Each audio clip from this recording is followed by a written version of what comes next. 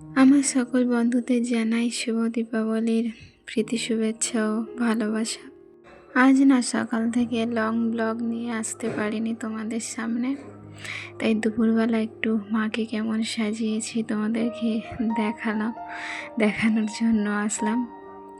তো বলো মাকে কেমন লাগছে জবার মালা পরিয়ে। এই মালাটা হাজব্যান্ড কিনে নিয়ে এসেছিল, তাই মাকে পরিয়েছি। এখন কখন আসলাম বলো তো, সেই রাত্রে পূজার পর তোমাদের সামনে আসলাম। কেমন লাগছে আমাকে বলো।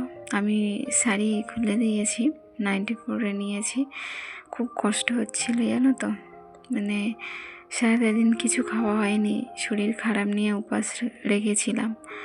তো তারপর শরীরটা খুব খারাপ লাগছিল।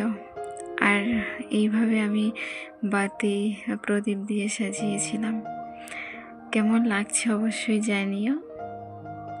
তোমরাও কেমন সাজিয়েছো, কেমন পূজা করেছো অবশ্যই জানাবে।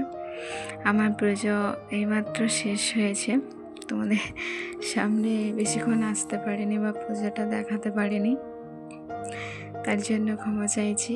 তো আমার মাকে কেমন লাগছে বলো। রাত্রে একা হাতে সমস্ত কিছু করেছি, হাজব্যান্ড অনেকটাই হেল্প করেছিল, কারণ ওই না হেল্প করলে আমি সত্যি এতটা গুছিয়ে উঠতে পারতাম না, কারণ শরীরটা খুব খারাপ লাগছিল জানো তো।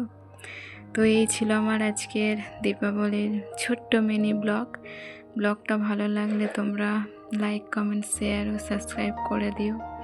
আমার পাশে থেকো, আমাকে এগিয়ে যেতে সাহায্য করো।